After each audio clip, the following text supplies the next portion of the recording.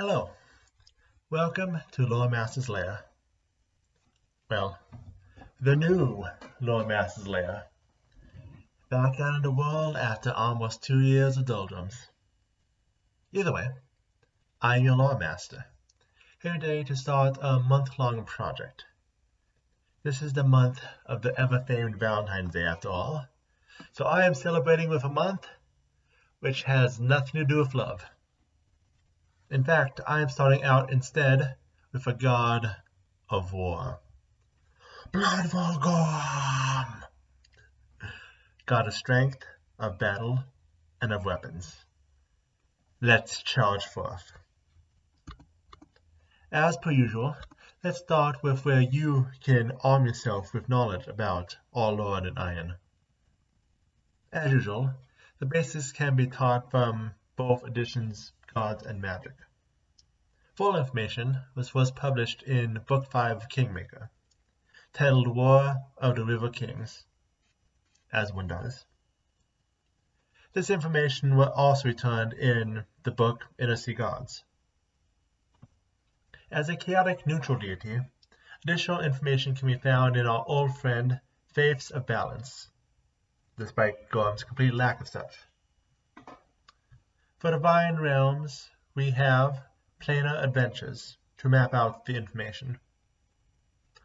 We have another peek into one of my favorites, Divine Anthology, as well as a surprise visit for one of our side tangents, the campaign book, Castles of the Inner Sea. And of course, one more book. But telling you that right now will spoil what this month's theme is, so I'll keep that dagger behind my back for now. Let's start with two legends about Gorham as a sort of warm-up. The story of Gorham starts centuries ago, when the sky was covered in the ash of Earthfall. The dwarven quest for sky pushed the orcs up into the world above, where they crashed into humans working to survive. When the two sides fought, this is when it is said that the formerly unknown god first appeared and quickly rose to prominence. Our second story shows just what kind of god our Lord of Iron is.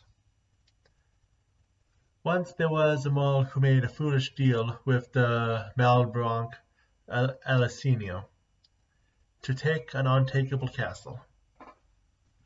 The mortal asked an oracle of Gorum for help. The oracle gave the man 1,000 dragon teeth and told him to sow them in dirt. From the ground grew all the heroes the dragon had devoured, and, a skeletal army behind him, he managed to conquer the city and rule it for 90 years. Despite imitations of these soldiers, the Spartaloi have been a favorite of Gorham's worshippers ever since. And Spartaloi are important to us too, as it is today's first side tangent, the part of the show where random bits of information spring up from the ground. So, Spartaloi, or in actuality, Spartoi, meaning stone men, these skeletal creatures come from Greek mythology. In the story of how Cadmus and his founding of Thebes, he slew a dragon sacred to Ares, an act which forced him to be a slave to Ares for 8 years, potentially God of War style, but that is not important for today's story. Athena had Cadmus take half their teeth and sow them in the ground, causing the warriors to spring up. Dangerous warriors. Cadmus tricked them into fighting each other to get them down to a more manageable 5, who then helped build the city, and are said to have been the original Theban royal houses. Yes, the people of Thebes claim their royalty descended from skeletal monsters. Myths are weird. As for the other half of the teeth, Athena gave them to King Atys of Colchis, who forced Jason to plant the teeth as part of his trials to prove himself worthy of the Golden Fleece. He managed to survive by using the same trick Cadmus had used before. But enough about Greek mythology. Back to Golarion and Gorham. He is never seen without his signature black iron armor, his features obscured completely from view. There's only one thing known about the true face of the man in the armor. He is always the tallest man in the room. I mean, if you were to put a giant next to the guy, he would still stand taller. That said, all deities need to be quantified by mortal standards, and most claim he takes the form of someone of Celtic ancestry. However, there are also those who whisper that Gorum is actually a half-orc, and that explains his ferocity and love for violence, as well as why he first arrived from the clashes between humans and orcs. Artistically, well, his followers are not exactly known for being artsy, but they are known for collecting the armor and weapons of defeated foes, and smelting them into images of their god. So, what is Gorham the god of? That's right, battle. Glorious, glorious battle!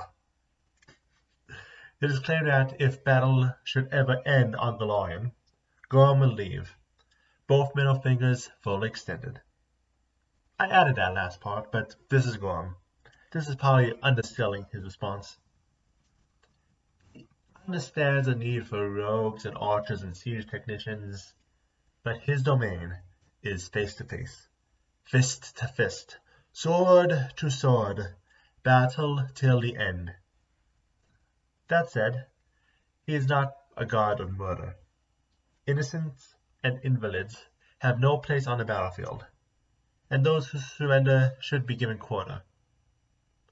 But anyone who is willing to defend themselves, even a child with a butter knife, is a true warrior in Gorham's eyes. He also is not the biggest fan of compromises or truces, but he also does not want his warriors to die during their first fight because they were too stupid to admit they were outmatched. He'd rather his followers live to fight another day over avoiding making diplomatic overtures to opponents. But only as long as they do fight another day, and don't leave the life of a warrior behind like a coward. What kind of people would follow Gorham, you may ask? Well, soldiers, mercenaries, brigands, and bloodthirsty raiders, of course. Or smiths. After all, somebody needs to make the weapons and armor, and it can't all be dwarfs. But as one might expect, the battle and bloodthirst and the taking whatever you want means that Gorham actually attracts more evil followers than its own chaotic neutral. But even the evil followers tend to form themselves into close-knit bands.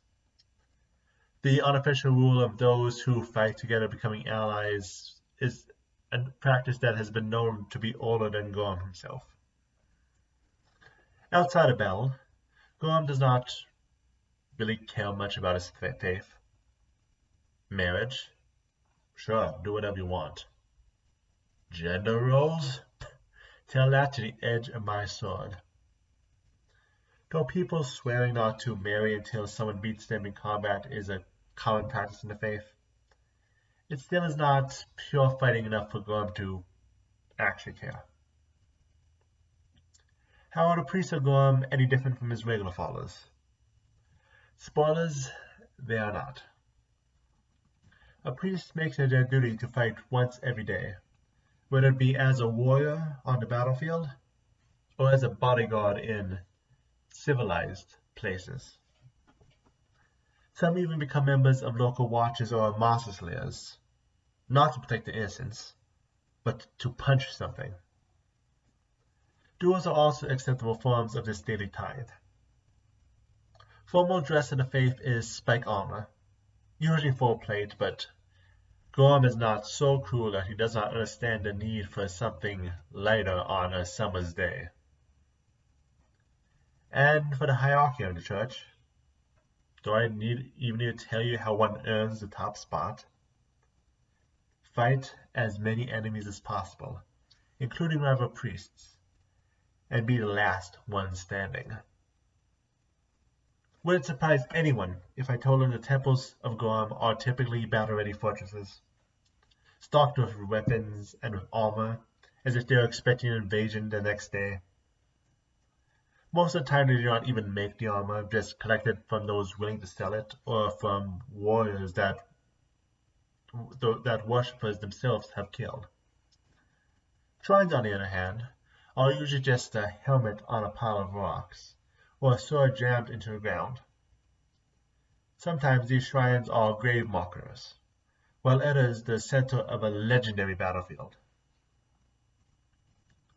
Which brings us to our second side tangent, a specific place which holds all Lord and Iron, the highest of the gods. Castle Everstand. The nation of Lastwall was established to defend against both the orcs of the Hole of Melkson and the potential return of the Whispering Tyrant. However, over the years, orcs gained victory after victory, pushing the front line back. In 4515 AR, the defense known as the Horde line fell, pushing the front back to the Kestrel River, and to the edge of the heartlands of Lastwall. It was desperate. 400 orcs staring down 40 soldiers. With no other choice, Sergeant Strom and 2 others made a desperate play. A deck of many things. A boon or a bust for many a desperate man before them. However, one card on deck, the throne, promised a castle, which they really needed at that moment. So, vowing to draw 2 cards each, the 3 tested their luck, only for the first card drawn to be the moon, a free wish. Something most DMs would screw them over for, but a wish they spent on a simple request. The next card drawn to be their throne. And so they received their castle. And so reinforcements eventually arrived. And so for 200 years the front line of Lastwall has been at Castle Everstand. However, why this is important today are the inner chapels. You see, there are technically 2 chapels consecrated within Castle Everstand. One to Iomade, the other to Gorum. However, as time went on, the Gorham side of the castle quickly gained authority, and more soldiers called for active war instead of just waiting for attacks to repel. Therefore, the castle belongs more strongly to Gorhamites. Or, well, it did until 4719 AR, where the Whispering Tyrant returned and destroyed the nation of Lastwall in entirety. The commander of the castle, knowing it could not last long without supplies from the capital, called for his men to abandon the castle. Castle Everstand still lives up to its name to this day, but it now stands as part of the Deadlands. I wonder if we'll get more information in the upcoming Book of the Dead about it. Guess it's something to look forward to. So where does a deity with a majority chaotic evil followers reside? Why, in Elysium, of course. No one remembers why he was allowed to make his home here, but his realm, the Clashing Shore, has shown that it has its uses for the plane. He has set up his camps where Elysium meets the Maelstrom, and has kept Proteans from invading Elysium, and has helped Protean armies achieve great victories. Actually, he is constantly changing sides to decide which is the most interesting, and his followers just kind of fight without any real reason. Typical Valhalla-like fashion. So now a look at the other contents of Gorham's armory. Where do his armies stand? He is mostly associated with the Khelids, and therefore places like Numeria and the realm of the Malflores are where he reigns supreme. We don't have any information about him in Sarkos, though, but from what we know of the nation from history, probably didn't have that much of a presence. However, the Rainbow Kingdoms and even up to Brevoy still remember the roots of the people who once lived there, as does Neomarthus of all places. In addition, many orphan and non-citadel dwarves pay the man respect, so the land of the Norm kings also holds him high. And as mentioned not too long ago, Lastwall has definitely shifted in his favor before it fell. Gorham does not believe in the past, just the bloody present, and therefore does not have a holy day outside that those his followers make for themselves. Finally, the closest thing our Lord in Iron has to a holy book is the Gorham Skolgot, 7 heroic poems which explain the church in bloody detail.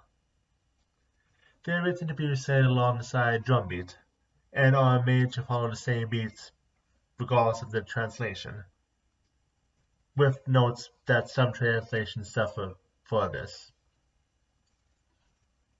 Which, another deity, another holy book, another side tangent number 3, dealing with the apocryphal offerings as told by divine anthology. No fighting style though, which, considering bloody Gorham, is a surprise. Either way, today's apocryphal text is a book known as Myths of Iron. You see, the warriors of Gorham are not much for remembering the past. I believe I just said that, but that is looking towards the past. They constantly fight for new glory. However, in the land of the Norm Kings, we have a group of skull priests who work to chronicle the deeds of great warriors to inspire future generations. Most straight-line Gorhamites believe that this breeds complacency, and that probably that writing takes too much time away from battle. But these priests still insist on trying to give their deity an actual holy book. So, I guess it's time to look at allies and other deities. All of them. Well, first the easy part, allies. Listing them quickly, we have Saint Fang, a unique silver dragon who appears more iron in coloration. There are patches in the scales that look like rust, but they are just dried blood from fights. Temperbrand is a fire elemental who appears as melted metal, and always is excited to charge into battle, melting her opponent's weapons into her mass. Bloody Hands appears Hazor demon-like, covered in intricate scale mail. He likes leaping on opponents from high places, or charging through the ranks in the middle of a fight. And Gorham's Herald, First Blade, is a living suit of armor. Well, maybe there is something inside it, but we do not really know. And since Gorham does not really need a messenger, First Blade often can be found just randomly showing up at battlefields at random moments. And for the gods, well, sit down. You see, Gorham, as a god who loves fighting, has fought with and against almost every deity in existence. He does not care about politics, just battle. However, the list of those he respects and those who annoy him with their morals are longer than usual, so speed round. He and Miss Mara get along well, due to them just loving the thrill of battle without caring about things like morals or consequences. He also respects Nephis for being as single-mindedly devoted to magic as he is to battle. He and the ephemeral lord Feliana have a yearly competition where they fight and trade techniques with each other. And hey, Asmodeus makes good weapons. Those who hold tale of horsemen of war have always been Gorham's rivals, and he likes combat deities like Tureg or Senre, though does not like their morals or rules. Iroi is also one that he is on the fence about. After all, while training one's body is great, not using that body to constantly fight is a waste in his eyes. But those that really get under his iron are Norgaba, the deity of every way to fight dirty, and Ugathoa, the mistress of disease who denies his warriors a death on the battlefield like they deserve.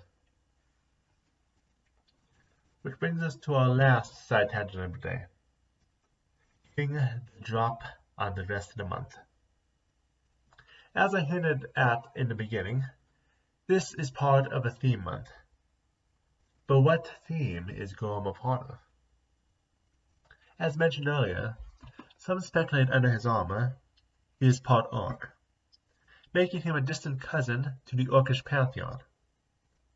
So we can get them out of the way here and free up some room later this month. So, orcish pantheon. Let's get back to this side topic. The orcish pantheon are beings who are a mix of deities that they knew underground, and those that became part of pantheon once they reached the surface. They are all chaotic evil, but technically orcs tend to worship them differently than the traditional way. Orc deities are goals to be beat one day. They are the most powerful, so orcs will bow their heads for now, but they do not intend to forever. But I can get more into that later this month. So let's speedrun through the pantheon. First, we have Dretha, the Dark Mother, the domestic deity who encourages strength in numbers. Lanishra, the Slave Lord, is the representation of the stereotypical, wait a few weeks, orc's belief of the strong ruling the weak, often in the form of complete subjugation. Nolgreth, the Blood God, the representation of blood rage and ferocity that's found in all orcs, regardless of whether they're good or evil. Rol, the Thunderer, is the one who protects orcs from the sun, and that tends to blind them, and is the patron to the druids, bards, and skalds that are found among the orcs.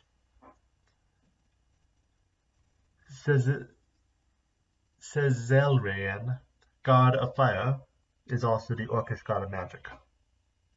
On the other hand, Varg, the Iron Warrior, is the one who stands for orcs using siege weapons, and not just charging into battle blindly. Vorex, the Spoiler, another leader of the stereotypical orcs, this being their interest in taking food and weapons instead of wasting time growing or building themselves. Finally, Zalgrash, the Destroyer, said to be the first of the orc gods, believes in only destruction, magic and tech be damned. You might want to remember them. They'll be coming back. And that's all for today's video, which means I can finally formally welcome all of you to Orc Month. I've been planning for this set of videos, since before Galactic Magic was delayed. But now, with full confirmation that there are no juicy tidbits about Gorham in it, I finally went ahead with this video. In the same month that looks at the Celtic gods in a toolbox in the adventure path, where Gorham will 100% be. Oops. Well, that's for my errata. The only thing I need to worry about this month is the brutality of the orcs and where they live. I look forward to seeing all of you next week.